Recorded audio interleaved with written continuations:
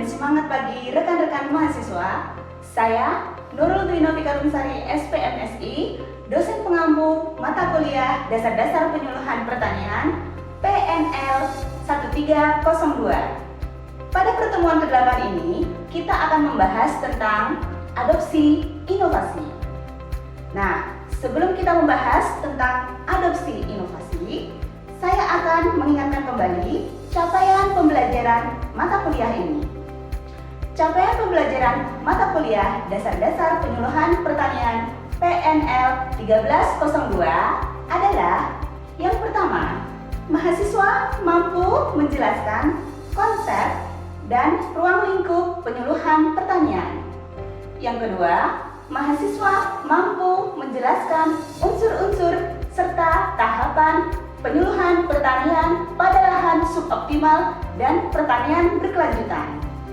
Yang ketiga, mahasiswa mampu menjelaskan kegiatan penyuluhan pertanian yang dilakukan oleh pemerintah dan swasta. Dan yang keempat adalah mahasiswa mampu mengkonstruksi dan merancang materi penyuluhan pertanian dengan teliti, kritis, kreatif, dan mendemonstrasikan kegiatan penyuluhan pertanian disertai kepercayaan diri yang tinggi terhadap hasil pekerjaannya sendiri. Maka, kemampuan akhir yang diharapkan adalah mahasiswa mampu memahami teori tentang adopsi inovasi beserta implementasinya. Nah, apa sih yang dimaksud dengan inovasi itu?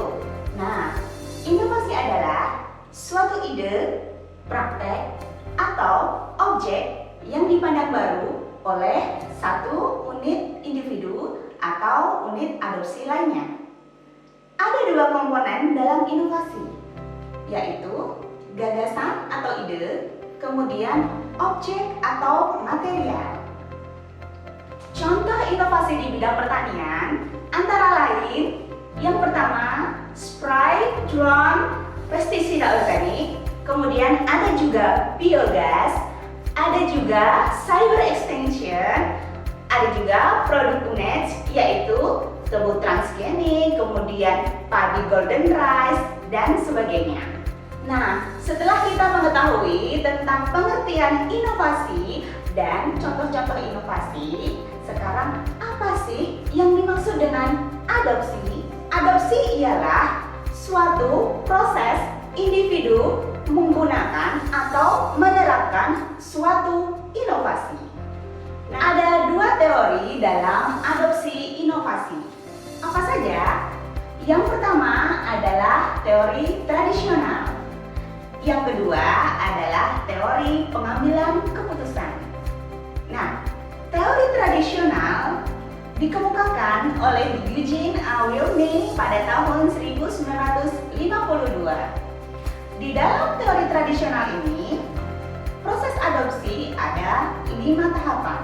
Apa saja tahapan itu? Bisa disebut dengan A, I, E, T, A atau AITA.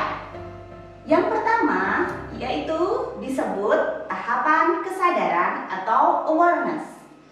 Pada tahap ini, seseorang menyadari adanya suatu inovasi. Jadi, inovasi ini diperoleh melalui dia melihat sendiri atau melalui orang lain. Sebagai contoh, seorang petani yang mengikuti kegiatan penyuluhan pertanian, dia mengetahui tentang adanya informasi pupuk organik atau pestisida organik. Nah, apabila pada tahap sadar ini, individu atau petani menyadari bahwa inovasi itu penting, maka dia akan melanjutkan ke tahap selanjutnya. Tahap yang kedua adalah I atau interest atau minat. Pada tahap ini, individu mengembangkan dan mencari informasi tambahan mengenai suatu inovasi. Nah, fungsi tahap ini yaitu untuk meningkatkan pengetahuan individu tentang inovasi, bahkan peningkatan keterlibatan secara psikologis. Seseorang yang baru mengenal misalkan benih padi golden rice, jenis baru, penggunaan pupuk atau pestisida organik baru, maka menyadari bahwa hal-hal tersebut atau inovasi tersebut adalah sesuatu yang penting dan berguna bagi usaha tani mereka. Maka dia akan mencari informasi lebih lengkap tentang bagaimana cara budidayanya, tentang bagaimana cara menggunakan pupuk atau pestisida organik, kemudian bagaimana cara mengkombinasikan pupuk berimbang, bagaimana mendapatkan pestisida organik, sampai bagaimana menggunakannya. Apabila informasi didasar cukup, maka ia akan meneruskan tahap adopsi ke tahap berikutnya. Nah, lebih lanjut, tahap ketiga disebut E atau evaluation atau menilai. Nah, pada tahap ini disebut juga tahap periode atau mencoba secara mental. Tahap ini merupakan awal dari keputusan untuk membuat suatu tindakan. Tahap keempat yaitu T atau trial atau mencoba. Nah, pada tahap ini individu akan mencoba suatu inovasi dalam skala kecil untuk menemukan bukti-bukti apakah inovasi tersebut berguna atau memberikan manfaat. Kemudian setelah melewati tahap 4 akan dilanjutkan dengan tahap terakhir atau tahap kelima atau tahap A, adopsi.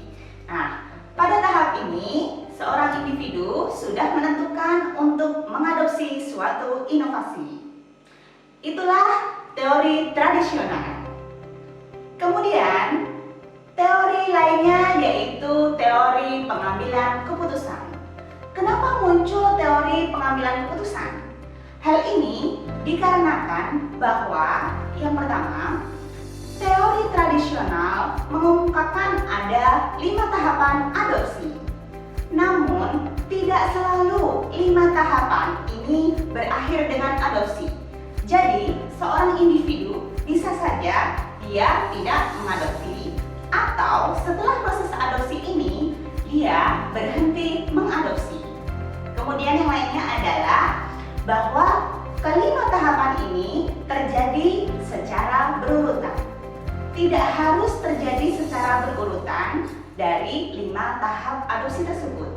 Dari kritik tersebut, maka muncullah teori pengambilan keputusan yang dikemukakan oleh Everett M. Rogers. Nah, dalam teori pengambilan keputusan ini terdapat 5 tahapan adopsi inovasi. Yang pertama adalah knowledge atau pengetahuan. Pada tahap ini, individu atau unit sosial mulai mengetahui tentang adanya suatu inovasi. Yang kedua adalah persuasi atau tahap minat. Pada tahap ini, seseorang atau individu mulai menentukan sikap apakah dia suka atau tidak suka tentang inovasi.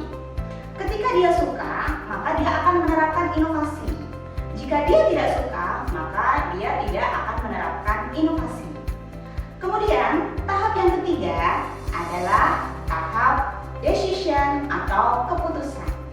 Nah, pada tahap ini, individu memutuskan apakah dia mengadopsi atau tidak suatu inovasi. Pada tahap selanjutnya, yaitu tahap implementasi. Pada tahap ini, individu atau unit-unit sosial melakukan aktivitas-aktivitas untuk melaksanakan inovasi yang diterapkannya tersebut. Tahap yang kelima adalah tahap konfirmasi.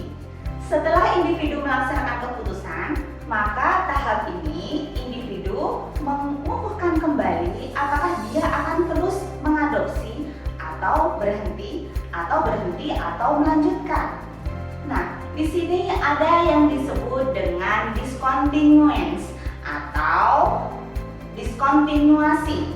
Yang pertama adalah replacement discontinuance, atau ketika kita sudah mengadopsi, kita berhenti kemudian mengganti dengan hal yang lebih baik atau inovasi yang lebih baik.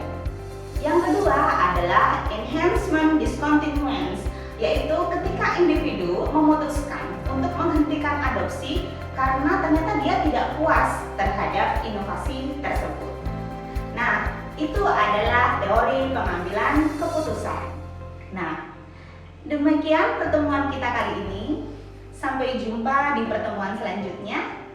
Selamat belajar dan membaca bahan kuliah yang setelah diupload di dalam sistem atau MMP kalian. Wassalamualaikum warahmatullahi wabarakatuh.